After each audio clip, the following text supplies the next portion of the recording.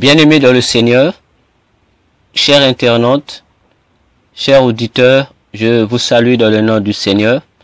Je suis toujours votre humble serviteur, le docteur Véracité KTN.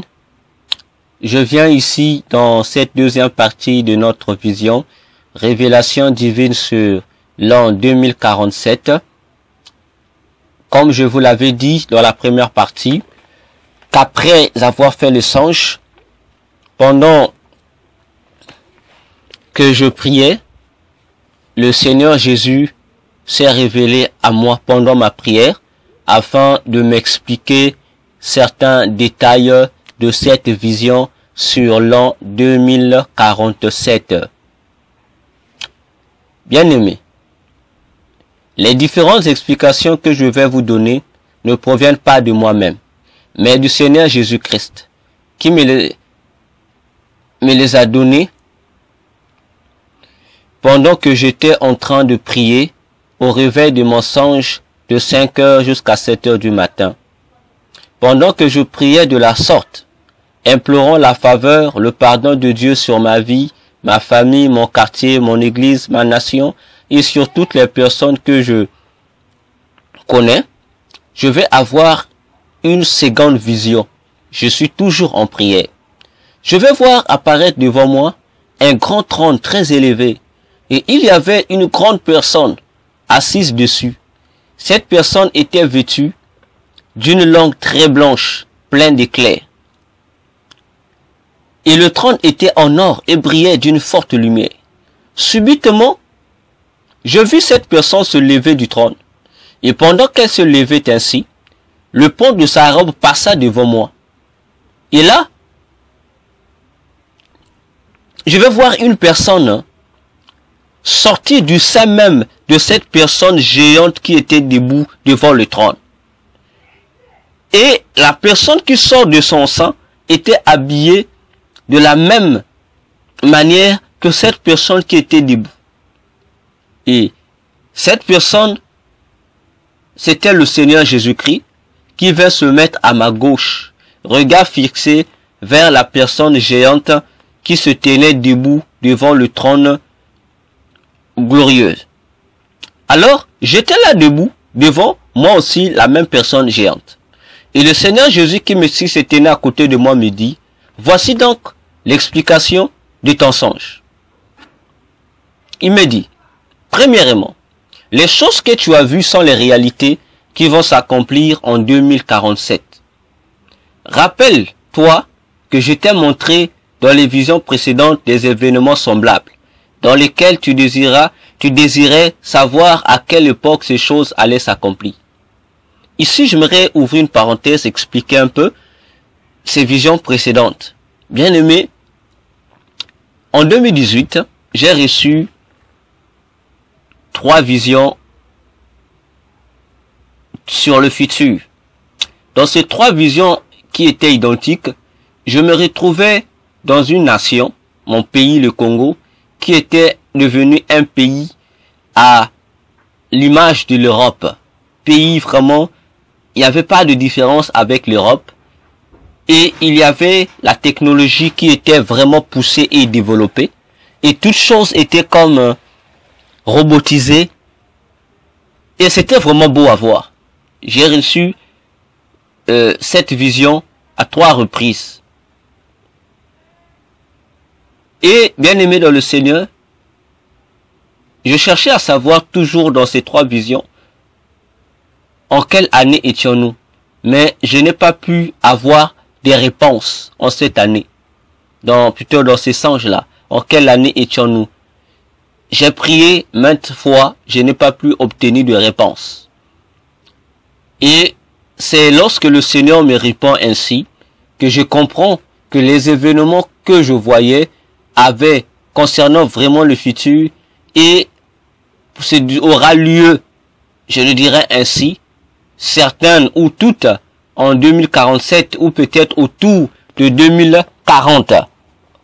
Alors, voilà les précisions que j'allais apporter sur cela. Et le Seigneur me dit, dans la suite des temps, toutes les nations et tous les peuples de la terre seront au même niveau. Il n'y aura plus de pays pauvres ni de pays riches. Tous les pays seront émergents. La technologie atteindra une dimension au point de faire oublier au monde mon existence, en menant les gens à croire que le véritable Dieu serait la science sous le contrôle d'un leader qui s'autoproclamera Dieu à ma place. Cette émergence entraînera plusieurs dans l'apostasie et à l'abandon de ma parole. Deuxièmement, tu as vu que cette prison satanique se trouvait à l'intérieur de la parcelle où tu as grandi. C'est pour que tu saches que chaque parcelle ou habitat est soumis au monde des ténèbres par leurs propriétaires, à travers des alliances sataniques que ces propriétaires font avec certains démons. Et toutes les personnes qui viennent habiter dans ces parcelles ou louer à l'intérieur de ces parcelles consacrées aux puissances des ténèbres seront sous la domination du royaume de Satan. Si cette personne est croyante, les forces démoniaques qui influent dans le dit habitat s'efforceront d'éteindre sa flamme afin de l'emmener à abandonner la foi pour suivre des voies pernicieuses. Mais sache également que, dans la suite des temps, tous ces démons des habitats seront dans l'obligation de remettre les lieux qu'ils possèdent entre les mains des démons territoriaux gérant la zone. Ce sont ces démons territoriaux qui contrôleront désormais les parcelles et toutes les maisons pour le compte du leader mondial unique qui vient. Bien-aimés dans le Seigneur, en ce qui concerne cette explication, je voudrais m'attarder pour expliquer l'existence des démons territoriaux. Les démons territoriaux, c'est une catégorie de démons qui occupent un haut rang dans le royaume de Satan, qu'on appelle également des princes, c'est-à-dire des principautés. Ils ont pour mission de gouverner des territoires. Ils gouvernent des territoires. Ils sont des démons représentant les territoires. Et vous pouvez lire cela dans Daniel 10, les versets 13 jusqu'au verset 21, dans Éphésiens 6, les versets 12, pour comprendre l'existence des démons territoriaux appelés principautés ou des princes. Dans Daniel 10, on nous présente le démon qui règne sur le pays, sinon sur le territoire de la Perse, et le démon qui règne sur le territoire de Javan, qui est l'actuelle Grèce. Et Éphésiens 6, 12 nous étale la liste des différents démons qui gouvernent dans le royaume de Satan. Parlons du leader mondial unique qui vient d'après les mots du Seigneur Jésus-Christ. Il s'agit de l'homme que nous appelons l'Antichrist, qui doit venir régner sur la terre pendant 7 ans prophétiques. Il est le fils du diable, puisque Satan va copier Dieu, de la même manière que Dieu a pris chair et est venu sous la personne du Fils de Dieu Jésus-Christ. De la même manière aussi Satan va donc mettre en œuvre un démon qu'il va surnommer son fils, qui viendra régner sur la terre. Vous pouvez lire cela dans 2 Thessaloniciens chapitre 2, les versets 1er jusqu'au verset 14. Et le même démon, Antichrist, qui régnera sur le monde entier, est aussi appelé dans Apocalypse 13, les versets 1er jusqu'au verset 18, par la bête qui sort de la mer. Bien-aimés, l'Antichrist viendra régner dans un monde unifié. Voilà pourquoi vous entendez partout les politiques, les idéologies voulant amener le monde dans un système du monde unique, appelé le gouvernement mondial unique. Raison de plus encore de comprendre le pourquoi de l'empressement de la réalisation de plusieurs accords politiques ou alliances, amenant ainsi chaque continent à s'unir pour être un seul pays afin de se rassembler pour former un seul monde, qui sera le monde gouverné par l'Antichrist. Donc, ne vous étonnez pas de voir que des voix politiques s'élevaient en Afrique pour solliciter la réalisation des États-Unis de l'Afrique, parce que tout cela doit se réaliser et se réalisera. Nous aurons dans la suite des temps les États-Unis d'Afrique, vous aurez également les États-Unis d'Asie, les États-Unis d'Europe, et enfin ces États-Unis finiront par former un seul État qui sera le gouvernement mondial unique, qui aura un seul roi, un seul président, qui sera le fils du diable, l'antichrist, la bête qui sort de la terre. Voilà pourquoi on parlera dans l'Apocalypse 13 de la marque de la bête et de l'image de la bête. Et ces choses sont vraies. Même si certains doutent de cela, sachez que ce sont des choses vraies et qui vont s'accomplir dans la suite des temps. La Bible dit vrai, elle est certaine. Et l'Antichrist sera également le dernier pape qui va régner. Donc il aura un pouvoir religieux et un pouvoir politique, comme l'ont les papes actuels.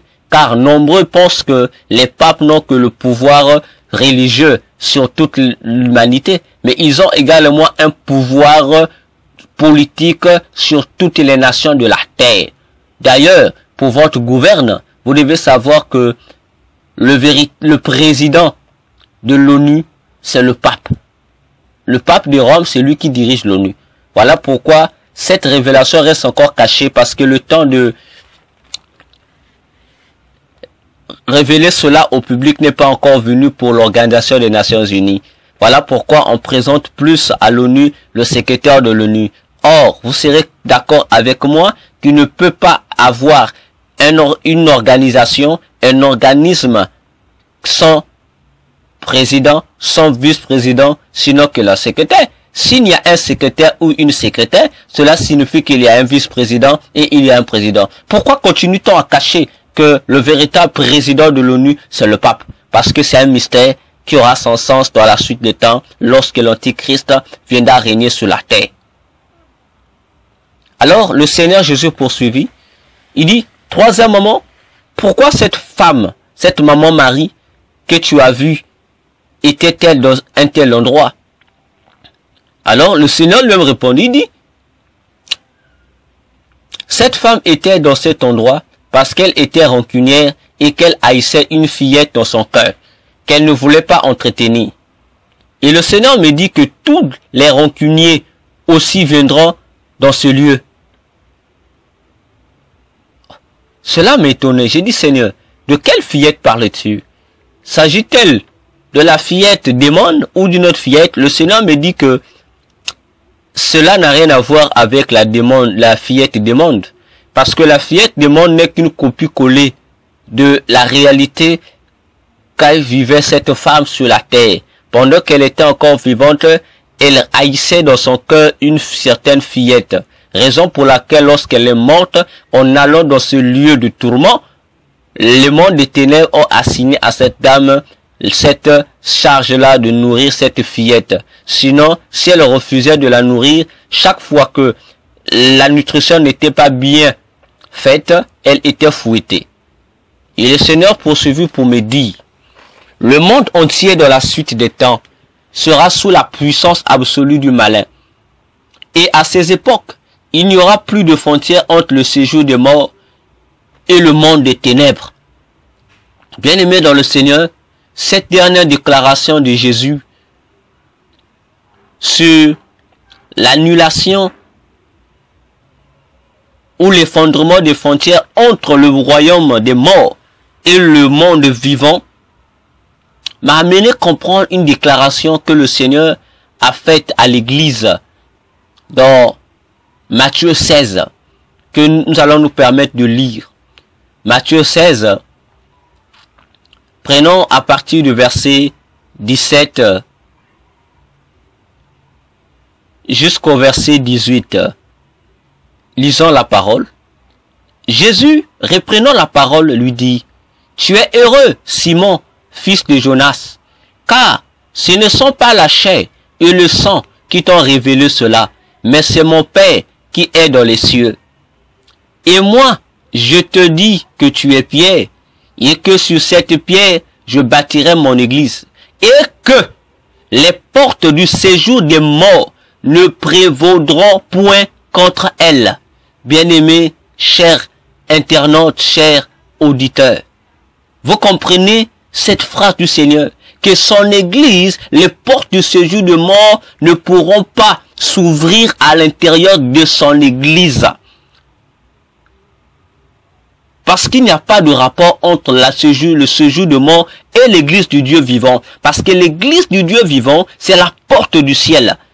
Bien-aimés dans le Seigneur, vous comprenez que dans la suite des temps, cette frontière entre le royaume des ténèbres, le monde de Satan, le monde de séjour des morts et le monde des vivants sera brisée. De telle sorte que le monde physique et le royaume des ténèbres, y compris le séjour de mort, ne seront comme un seul endroit, un seul pays.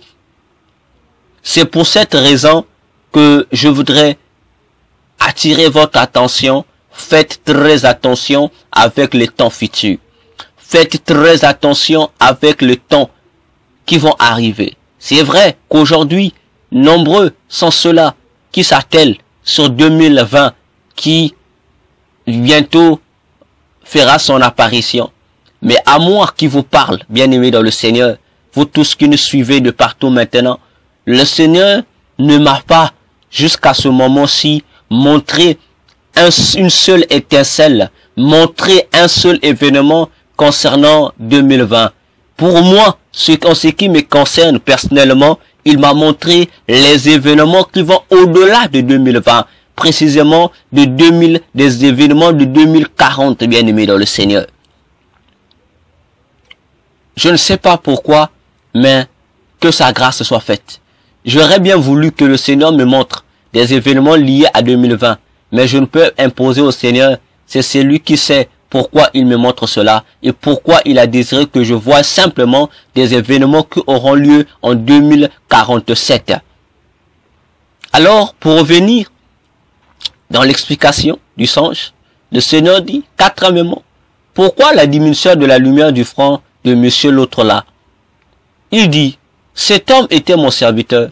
À cause de la persécution, il est tombé dans l'apostasie et vient de perdre sa lumière. C'est pourquoi il est dans cette prison en tant qu'esclave pour toujours. Bien-aimé, cette déclaration du Seigneur me fit saigner à l'intérieur de moi, de comprendre qu'un chrétien, un homme qui priait le Seigneur à cause de la persécution qu'il a subie, a renoncé au Seigneur. Et en renonçant au Seigneur, il a perdu sa lumière. Et le Seigneur a dit, il fut jeté dans le monde du séjour de mort, et là il est prisonnier. Et j'ai compris par là, frère, sœur, que la prison que j'avais vue, c'est en fait une prison spirituelle, une prison du monde, du séjour de mort. Et toutes les personnes que je vois à l'intérieur de la prison étaient en fait des gens défaits, des gens morts, qui étaient déjà mortes. Donc c'était des croyants, je ne sais pas, mais à l'intérieur, si ce monsieur l'autre-là était un croyant, ça veut dire qu'en dehors de lui, il y avait également d'autres croyants qui ont perdu la foi en Jésus, qui ont désiré refuser Jésus, refuser la Bible pour sauver leur vie à cause de différentes persécutions qu'ils étaient en train de subir. Bien-aimés dans le Seigneur, Jésus dans Matthieu 24 a dit que celui qui persévérera jusqu'à la fin sera sauvé. Je ne sais pas, toi qui m'écoutes, toi qui es persécuté, frère, ma sœur, persévère en Jésus. Malgré les persécutions que vous endurez, supportez cela. Supportez cela. Parce que derrière ces persécutions se cache votre couronne de gloire. Si vous cédez par cause de la persécution, sache que vous allez perdre votre lumière comme ce monsieur l'autre là, dont le Seigneur ne m'a pas donné le nom. Gardez-vous, persévérez, parce que votre gloire est là. Bien-aimés dans le Seigneur. La Bible ne dit-elle pas que c'est par des tribulations de toutes sortes que nous allons rentrer au ciel? Cela ne doit pas nous étonner de voir les persécutions sur la terre en défaveur des chrétiens. Cela, vous devez comprendre cela. Le Seigneur poursuivit pour me dire, cinquièmement, pourquoi 2047? Il dit, les plans du diable seront perfectionnés pour nuire à mon peuple en 2047, bien-aimés dans le Seigneur, afin de les pousser à me renier et à suivre des voies pernicieuses. À cette époque, à cette période plutôt, la persécution envers mes saints augmentera et les puissances des ténèbres s'en réjouiront. Gardez donc votre foi ferme en moi afin de ne pas perdre votre lumière. Plusieurs projets sataniques seront élaborés en cette année-là en vue de préparer le nouveau monde de Satan. C'est-à-dire, le nouveau monde de Satan dont le Seigneur parle ici, s'agit du gouvernement mondial unique dont je venais de parler en amont. Le Seigneur poursuivit, dit, sixièmement, pourquoi seulement toi? Il dit, je te montre ces choses parce que tu sais ce que tu as à faire. Bien-aimé, après avoir dit, le Seigneur Jésus disparut de là et retourna au sein d'où il était sorti. Puis, je vis la personne géante qui se tenait debout devant le trône s'asseoir sur le dit trône. Puis, la vision prit fin. Voilà, bien-aimés, chers auditeurs, chers internautes, les explications que le Seigneur m'a données concernant cette vision sur l'an 2007. Que Dieu vous bénisse. À nous revoir à la prochaine émission. Que le Seigneur vous bénisse.